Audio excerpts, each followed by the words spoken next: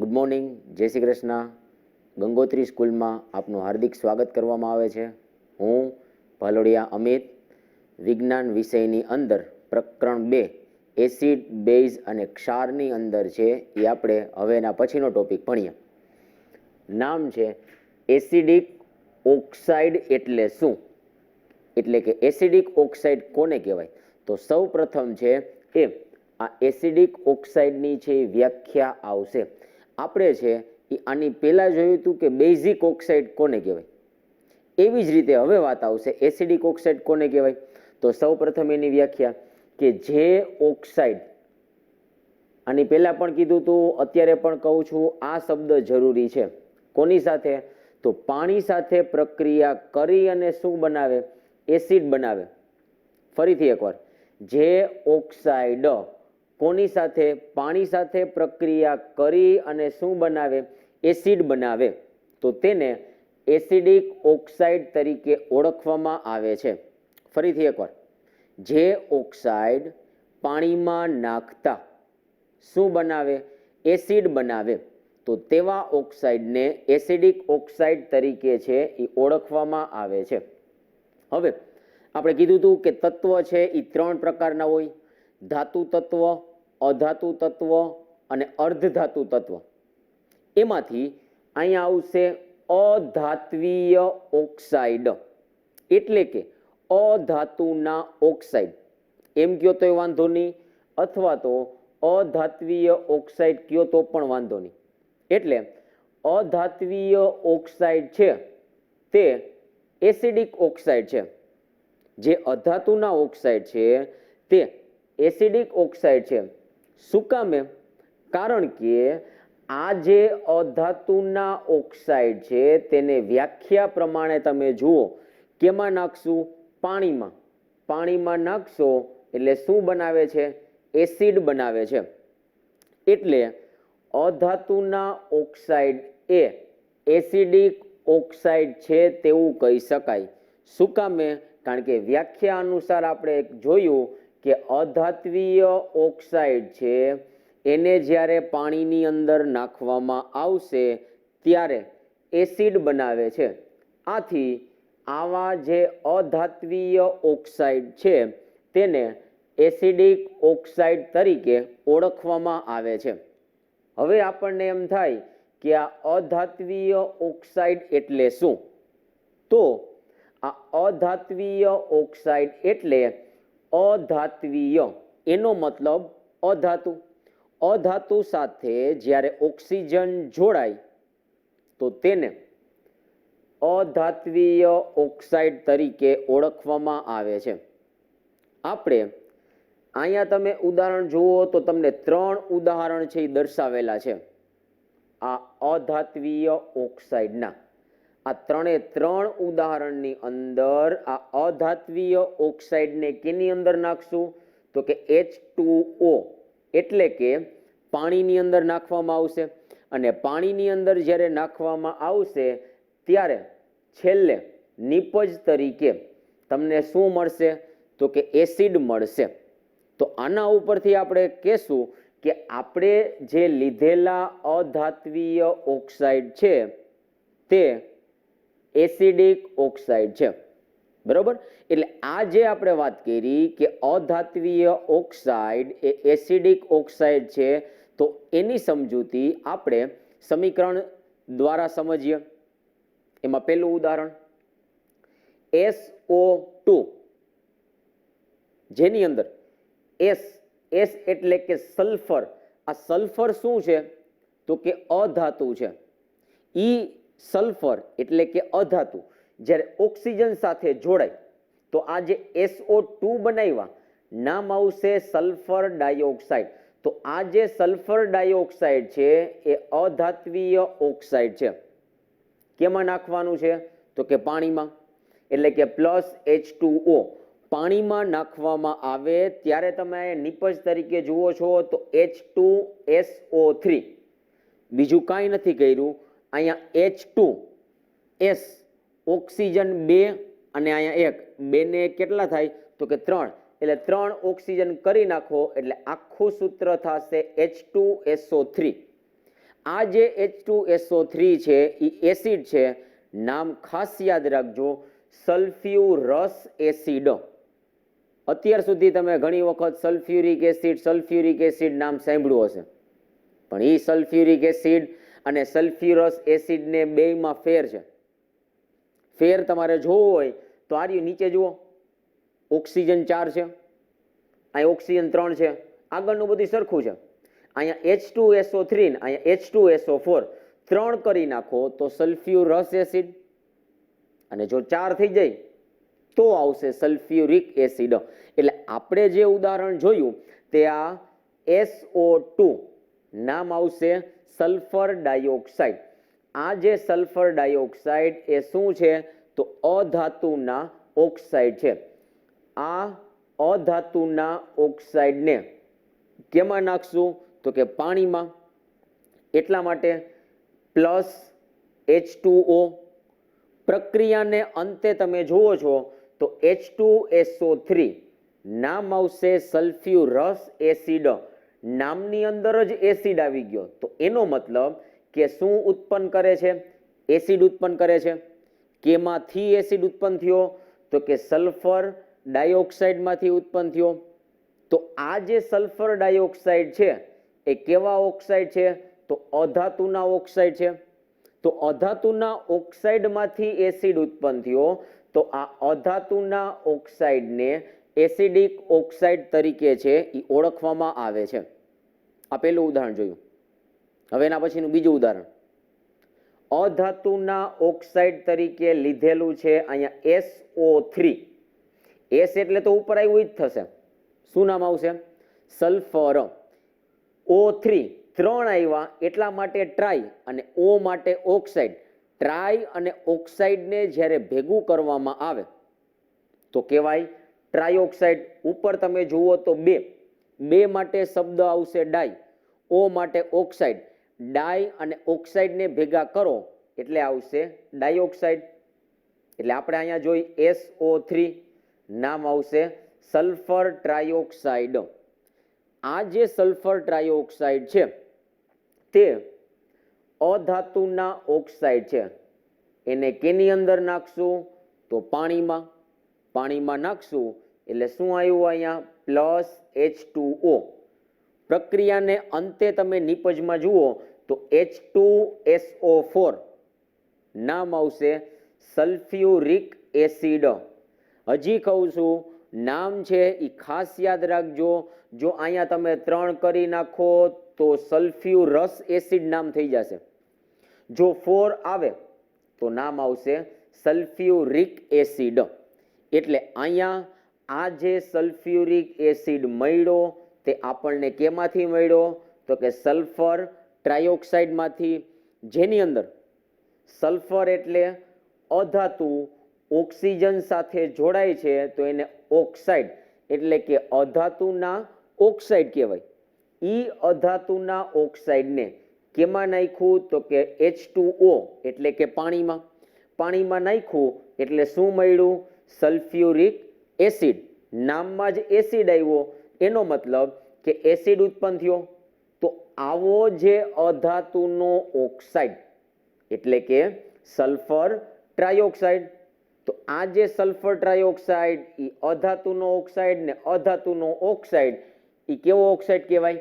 Acidic oxide તરીકે છે એ ઓળખવામાં આવે છે. આ બીજું ઉદાહરણ. હવે વાત આવશે ઉદાહરણ નંબર 3. આપણે છે એ અધાતુને બદલાવી નાખીએ. દાખલા તરીકે CO2 કે જેમાં C એટલે કાર્બન, O2 2 આવ્યા એટલે ડાય, O સાથે જોડાય તો ઓક્સાઇડ. ડાય પ્લસ ઓક્સાઇડને ભેગા કરવામાં આવે તો શું થશે? ડાયોક્સાઇડ. અહીંયા ડાયોક્સાઇડ આવ્યા, અહીંયા પણ ડાયોક્સાઇડ આવ્યા, પણ અહીંયા O2 સાથે S હતા તો સલ્ફર ડાયોક્સાઇડ આવ્યા. અહીંયા O2 સાથે C છે તો નામ આવ્યું કાર્બન ડાયોક્સાઇડ. કેમાં નાખશું તો કે પાણીમાં. એટલે શું આવશે? Plus H2O. પ્રક્રિયાને અંતે શું બનાવે છે? H2C. ઓક્સિજન તમે જુઓ તો 2 અહીંયા એક અહીંયા, ટોટલ 3 H2CO3 બનાવે છે, જેને નામ આવશે કાર્બોનિક એસિડ. નામમાં જ એસિડ આવે છે, એનો મતલબ એસિડ ઉત્પન્ન થાય છે. આ જે એસિડ ઉત્પન્ન થયો કેમાંથી થયો? તો કાર્બન ડાયોક્સાઇડમાંથી થયો, કે જેમાં કાર્બન છે એ શું છે? અધાતુ છે. ડાયોક્સાઇડ એટલે એને ઓક્સાઇડ કહેવાય. તો અધાતુના ઓક્સાઇડમાંથી એસિડ ઉત્પન્ન થયો. તો આવા જે અધાતુના ઓક્સાઇડ છે તેને એસિડિક ઓક્સાઇડ તરીકે ઓળખવામાં આવે છે.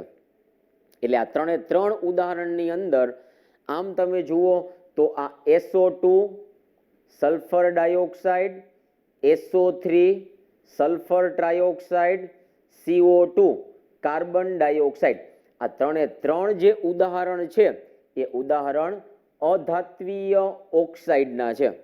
અને અધાત્વીય ઓક્સાઇડ લ્યો એને કેની અંદર નાખવાના છે? પ્લસ H2O એટલે કે પાણીમાં નાખશો તો જે નિપજ મળે છે, ત્રણેયના નામમાં તમે જુઓ તો છેલ્લે એસિડ આવે છે. એનો મતલબ એસિડ ઉત્પન્ન થાય છે. અને એસિડ ઉત્પન્ન થાય છે એટલા માટે આ જે 3 ઓક્સાઇડ મળ્યા એ એસિડિક ઓક્સાઇડ છે તેવું કહી શકાય. બરોબર? ઘણી વખત શું થાય કે સમીકરણ છે એ પૂર્ણ કરો એવું પણ પૂછાઈ શકે. દાખલા તરીકે SO3 પ્લસ H2O, આ નિપજમાં કાંઈ ન આપ્યું હોય, પ્રશ્નાર્થ ચિહ્ન આપ્યું હોય, તો ન્યા તમારે H2SO4 જવાબમાં છે એ લખવા પડે. એવી જ રીતે ઘણી વખત ખાલી જગ્યામાં પૂછાય કે સલ્ફ્યુરસ એસિડનું સૂત્ર ખાલી જગ્યા છે H2SO3, ઊંધું કરી નાખીએ.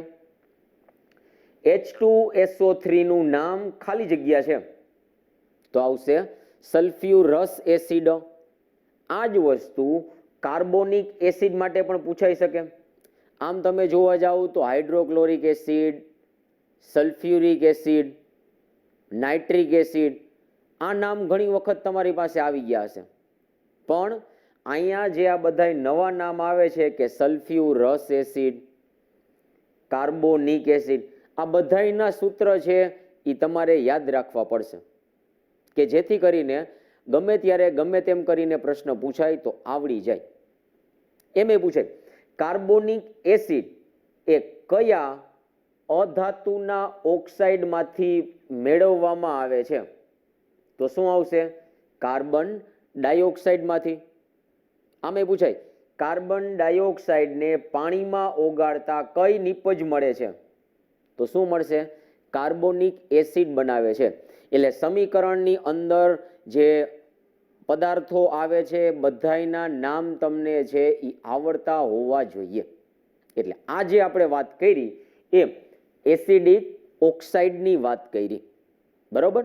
હવે એના પછી પ્રવૃત્તિ નંબર 2.8 આવે છે કે જેમાં એસિડ અને બેઝના જલીય દ્રાવણમાં, શબ્દ આવ્યો જલીય દ્રાવણ, તો જલીય દ્રાવણનો મતલબ શું થાય કે પાણીમાં બનાવેલું દ્રાવણ. આમ તમે જોવા જાઓ તો વ્યવહારમાં વપરાતું જે મીઠું છે, મીઠાનું જલીય દ્રાવણ કહે તો સિમ્પલ વસ્તુ કે મીઠાને લઈ અને તમે પાણીમાં ઓગાળી નાખો તો એને મીઠાનું જલીય દ્રાવણ કહેવાય. તો એવી જ રીતે આપણે જે અભ્યાસ કરવાનો છે એ કોનો અભ્યાસ કરવાનો છે? તો એસિડ અને બેઝના જલીય દ્રાવણનો અભ્યાસ કરવાનો છે કે એના જલીય દ્રાવણમાં વિદ્યુતનું વહન એટલે કે વિદ્યુત પ્રવાહ પસાર થશે કે નહીં એના માટેનો અભ્યાસ કરવાનો છે. બરોબર?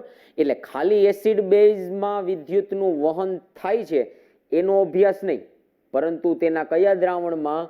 તો કે જલીય દ્રાવણની અંદર વિદ્યુતનું વહન થશે કે નહીં એનો અભ્યાસ કરવાનો છે. તો આપણે ઉદાહરણમાં જેટલા એસિડ અથવા તો જેટલા બેઝ લેશું તેના કયા દ્રાવણની વાત આવતી હશે? તો કે જલીય દ્રાવણની વાત આવતી હશે. અને જલીય દ્રાવણ હોય તો એને કઈ રીતે બનાવવામાં આવે? પાણીમાં નાખી અને જે દ્રાવણ મળે તેને જલીય દ્રાવણ તરીકે ઓળખવામાં આવે છે. તો આ સમજીએ એની પહેલા અહીંયા જે તમને આકૃતિ દર્શાવેલી છે એ આકૃતિનું પહેલા તો તમને વર્ણન કરી દે. આકૃતિમાં તમે જુઓ છો તો અહીંયા આ લીધેલું સૌ પ્રથમ બીકર છે. બીકરની અંદર તળિયાના ભાગે લેવામાં આવેલો છે એ રબરનું બૂચ. શું કામ એ રબરનું બૂચ લીધું એ હવે કહું. રબરના બૂચની અંદર આ બે વસ્તુ તમે જોઈ શકો છો. એ શું છે? તો લોખંડની ખીલી છે. એનો મતલબ કે લોખંડની ખીલીને સ્થિર ઊભી રાખવા માટે આ જે બીકરના તળિયે શું લેવામાં આવે છે? રબરનું બૂચ છે એ રાખવામાં આવે છે. રબરનું બૂચ રખાઈ ગયું, એની ઉપર લોખંડની ખીલી રાખવાની છે. હવે આ જે લોખંડની ખીલીમાંથી આ જે લાઈન છે એ તાંબાનો તાર દર્શાવે છે. તાંબાના તાર મારફતે આ જે સંજ્ઞા છે એ બેટરી અથવા તો વીજ કોષની સંજ્ઞા છે. સામાન્ય રીતે જે બેટરી છે એ બેટરી તેના વોલ્ટેજ ઉપર છે એ માપવામાં આવે છે કે કેટલા વોલ્ટેજ ધરાવતી બેટરી છે. તો અહીંયા જે આ તમને ખાલી વીજ કોષ લખો અથવા તો 6 વોલ્ટની બેટરી લખો તો પણ વાંધો નહીં. આ જે બેટરીની સંજ્ઞા પછી આવે છે, આ જે રાખેલું છે એ બલ્બ છે. એક્ઝેક્ટ હજી એની જમણી બાજુ આવો એટલે આ જે સંજ્ઞા આવી એ સ્વિચની સંજ્ઞા છે. એટલે આ જે ત્રણેય સંજ્ઞા છે આમ જોવા જાઓ તો તમારે ફિઝિક્સની અંદર છે એ ભણવામાં આવશે જ, પણ આપણે અહીંયા પ્રવૃત્તિમાં આવે છે એટલા માટે તમને દર્શાવી દીધું કે ગમે ત્યારે આવી સંજ્ઞા હોય ને તો આ સંજ્ઞા એ બેટરી અથવા તો વીજકોષની સંજ્ઞા છે એવું કહી શકાય. આ જે સંજ્ઞા છે એ પછી વીજકોષ માટે વાપરી ન શકાય. આ જે સંજ્ઞા છે એ સ્વિચ માટે વાપરવામાં આવે છે. બરોબર? એટલે આ સ્વિચમાંથી પછી જે તાર છે એ બીજી જે લોખંડની ખીલી છે ને એની સાથે જોડાણ કરેલું છે. આટલું થઈ ગયું. હવે જે બીકર છે એ બીકરની અંદર છે એ મંદ HCl નું દ્રાવણ ભરેલું છે. એટલે કે હાઇડ્રોક્લોરિક એસિડનું દ્રાવણ ભરેલું છે. શબ્દ મંદ આવ્યો. મંદનો મતલબ કે HCl ની અંદર વધારે પ્રમાણમાં તમે પાણી ઉમેરી દો એને એવા દ્રાવણને મંદ દ્રાવણ કહેવાય. કોનું પ્રમાણ વધારે હોય? પાણીનું પ્રમાણ વધારે હોય તો મંદ કહેવાય, અને પાણીનું પ્રમાણ ઓછું હોય તો એને સાંદ્ર કહેવાય. અહીંયા શબ્દ આવ્યો છે મંદ HCl નું દ્રાવણ. એનો મતલબ આ હાઇડ્રોક્લોરિક એસિડની અંદર વધારે પ્રમાણમાં પાણી ઉમેરેલું છે એવું દ્રાવણ આની અંદર ભરવાનું છે. બરોબર? આટલી વસ્તુ થઈ ગયા પછી આપણે લીધું હતું HCl, હાઇડ્રોક્લોરિક એસિડ. આ તમે HCl લ્યો ને તો આની અંદર આયનો ના હોય. આની અંદર આયનો છે એ જોડાયેલી અવસ્થામાં હોય. પણ હેડિંગમાં આપણને શું કીધું છે? કયું દ્રાવણ લેવાનું છે? જલીય દ્રાવણ લેવાનું છે. અને જલીય દ્રાવણ હોય ત્યારે આયનો વચ્ચે રહેલા બંધ છે એ તૂટી જાય છે. ટૂંકમાં આયનો છે એ છૂટા પડી જાય છે. તો આ HCl ની અંદર રહેલા બે આયનો છૂટા હશે. કયા બે આયનો? તો કે ધન આયન અને ઋણ આયન. ધન આયન તરીકે H+, ઋણ આયન તરીકે Cl-. તો આ બે જે આયનો છે એ આયનો આ દ્રાવણની અંદર છે એ જોવા મળશે. હવે આયનો છે તો આયનોના વહનને લીધે બલ્બ જે છે આર્યો બલ્બ, એ બલ્બ શું થાય છે? તો કે પ્રકાશિત થાય છે. કયો એસિડ લીધો તો? Hydrochloric acid. જલીય દ્રાવણ બનાવ્યું. શું ઉત્પન્ન થયા? આયનો. તો આયનોના વહનને લીધે બલ્બ છે એ પ્રકાશિત થાય છે. બીજો એસિડ લે H2SO4. નામ શું આવશે? Sulphuric acid. કયું દ્રાવણ લેવાનું છે? તો કે જલીય દ્રાવણ. એનો મતલબ પાણીમાં બનાવેલું દ્રાવણ. બે આયનો, ધન આયન તરીકે H+, ઋણ આયન તરીકે SO4-2 આયનો છે. આયનોના વહનને લીધે બલ્બ છે એ પ્રકાશિત થાય છે. તો આની અંદર જે એસિડ તરીકે હાઇડ્રોક્લોરિક એસિડ અથવા સલ્ફ્યુરિક એસિડ ભરવામાં આવે ત્યારે બલ્બ છે એ પ્રકાશિત થાય. આ જ વસ્તુ બેઝ માટે પણ આ જ રીતે સાબિત થશે. બેઝ તરીકે જો NaOH સોડિયમ હાઇડ્રોક્સાઇડ ભરવામાં આવે, પણ એ સોડિયમ હાઇડ્રોક્સાઇડનું કયું દ્રાવણ કીધું છે? તો કે જલીય દ્રાવણ. જલીય દ્રાવણ કીધું, 2 આયનો ઉત્પન્ન થશે, ધન આયન તરીકે Na+, ઋણ આયન તરીકે OH-. તો આયનોની હાજરી આ દ્રાવણમાં હશે. આયનોની હાજરી હશે, આયનોના વહનને લીધે વળી પાછું શું થાય છે? તો કે બલ્બ પ્રકાશિત થાય છે. બીજો બેઝ લઈએ, CaOH2 કેલ્શિયમ હાઇડ્રોક્સાઇડ નું કયું દ્રાવણ લેવાનું છે? તો કે જલીય દ્રાવણ લેવાનું છે. જલીય દ્રાવણ લ્યો એટલે કયા 2 આયનો ઉત્પન્ન થશે? ધન આયન અને ઋણ આયન. ધન આયન તરીકે Ca+2 અને ઋણ આયન તરીકે OH- આયન. આ બંને આયનો આ દ્રાવણમાં હશે. આયનો છે, આયનોના વહનને લીધે શું થાય છે? બલ્બ પ્રકાશિત થાય છે. તો કોઈ પણ એસિડ લ્યો કે કોઈ પણ બેઝ લ્યો, તેનું કયું દ્રાવણ લેવાનું કીધું છે? જલીય દ્રાવણ. જલીય દ્રાવણ લ્યો એટલે તેના આયનો ઉત્પન્ન થાય, તો આયનોના વહનને લીધે બલ્બ છે એ પ્રકાશિત થાય છે. હવે દરેક વખતે આ આયનો છૂટા પડે એવું જરૂરી નથી. એનું ઉદાહરણ લઈ કે દાખલા તરીકે ગ્લુકોઝનું સૂત્ર આવશે C6H12O6. હવે જો અહીંયા H છે, તો H હોય એનો મતલબ એવું ના હોય કે H+ ઉત્પન્ન થાય જ. ફરીથી આ HCl માં H છે, H2SO4 માં H છે, પાણીમાં નાખ્યું એટલે H+ ઉત્પન્ન થયા, બરોબર? તો અહીંયા છે C6H12O6 H છે, એનું આપણે લીધું જલીય દ્રાવણ. તો H છે એનો મતલબ એવો નથી કે H+ આયનો ઉત્પન્ન થાય જ. તો આયનો ઉત્પન્ન થતા નથી. ગ્લુકોઝનું જલીય દ્રાવણ લ્યો એટલે આયનો ઉત્પન્ન થતા નથી. આયનો ઉત્પન્ન ન થાય તો આયનોનું વહન ન થાય, અને આયનનું વહન ન થાય તો બલ્બ છે એ પ્રકાશિત થતો નથી. આ જ રીતે બેઝમાં તમે જુઓ તો કોમન આયન કયો છે? આ OH- છે. તો આલ્કોહોલ સૂત્ર આવશે C2H5OH. આનું નામ આવશે ઇથાઇલ આલ્કોહોલ. એની વધારે સમજૂતી આપણે પ્રકરણ નંબર 4 માં જોશું. પણ અહીંયા આ સૂત્ર આવે છે તો C2H5OH. OH દેખાણો, અહીંયા OH છે, અહીંયા OH છે. બધાયનું શું લેવાનું છે? તો કે જલીય દ્રાવણ. જલીય દ્રાવણ લ્યો એટલે OH- આયન ઉત્પન્ન થયા, તો અહીંયા બલ્બ પ્રકાશિત થયો, કારણ કે આયનોનું વહન થયું એટલા માટે. એટલે અહીંયા OH- આયન છે, અને આ જ આલ્કોહોલનું જલીય દ્રાવણ લ્યો તો આયનો છે એ ઉત્પન્ન થતા નથી, અને આયનો છે એ ઉત્પન્ન ન થાય તો આયનોનું વહન ન થાય, અને આયનોનું વહન ન થાય એટલા માટે બલ્બ છે એ પ્રકાશિત થતો નથી. જો આયનો ઉત્પન્ન થાય, આયનોનું વહન થાય, ત્યારે જ આ આકૃતિમાં જે બલ્બ છે એ પ્રકાશિત થાય. એસિડ હોય એનું તમે જલીય દ્રાવણ લ્યો ત્યારે આ રીતે આયનો ઉત્પન્ન થાય, અને એસિડમાં તમે કોમન આયન લ્યો તો આ H+ છે, તો કેવું હોય તો કહી શકાય કે એસિડ, એમાં રહેલો કોમન આયન H+, આયનના વહનને લીધે બલ્બ પ્રકાશિત થાય છે. જ્યારે બેઝની અંદર કોમન આયન કયો છે? તો કે OH- આયન. આ OH- આયનના લીધે એનું વહન થાય છે અને બલ્બ પ્રકાશિત થશે.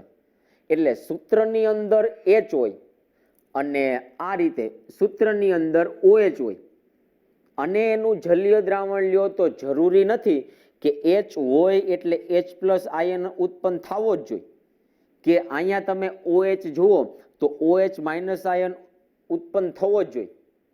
જો આયનો ઉત્પન્ન નથી થતા તો એવા પદાર્થનું જલીય દ્રાવણ લેવામાં આવે તો બલ્બ પ્રકાશિત ન થાય. ટૂંકમાં અહીંયા મંદ HCl નું દ્રાવણ લીધું છે ને, એના બદલે ગ્લુકોઝનું દ્રાવણ લખો અથવા તો આલ્કોહોલનું દ્રાવણ લખો ને તો બલ્બ છે એ પ્રકાશિત થતો નથી.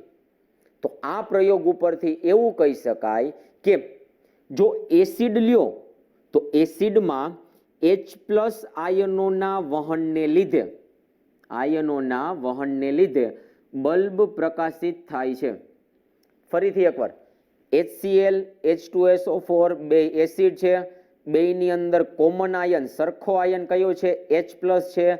તો એસિડ H+ આયન કોમન છે, તો એના વહનને લીધે, આયનોના વહનને લીધે બલ્બ પ્રકાશિત થાય છે. જ્યારે NaOH અને CaOH બે બેઝ છે, બેની અંદર સરખા આયનો, આ OH- આયન છે અને આ OH- આયનના વહનને લીધે બલ્બ છે એ પ્રકાશિત થાય છે. તો સૂત્રની અંદર હાઇડ્રોજન હોય કે સૂત્રની અંદર આ OH હોય તો બલ્બ પ્રકાશિત થાય તેવું જરૂરી નથી.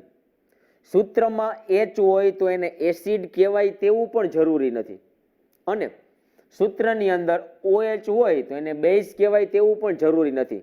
ઘણી વખત શું થાય કે કોઈ પણ તમે એસિડમાં તમે જુઓ છો તો હાઇડ્રોજનની હાજરી હોય એટલે મનમાં એક વસ્તુ ક્લિયર થઈ જાય કે તેને એસિડ જ કહેવાય. અને ઘણી વખત એવું થાય કે બેઝના બધા તમે ઉદાહરણ જુઓ તો એની અંદર સૂત્રમાં બધામાં OH હોય, તો જરૂરી નથી કે OH હોય એટલે બેઝની જેમ જ વર્તે. બરોબર?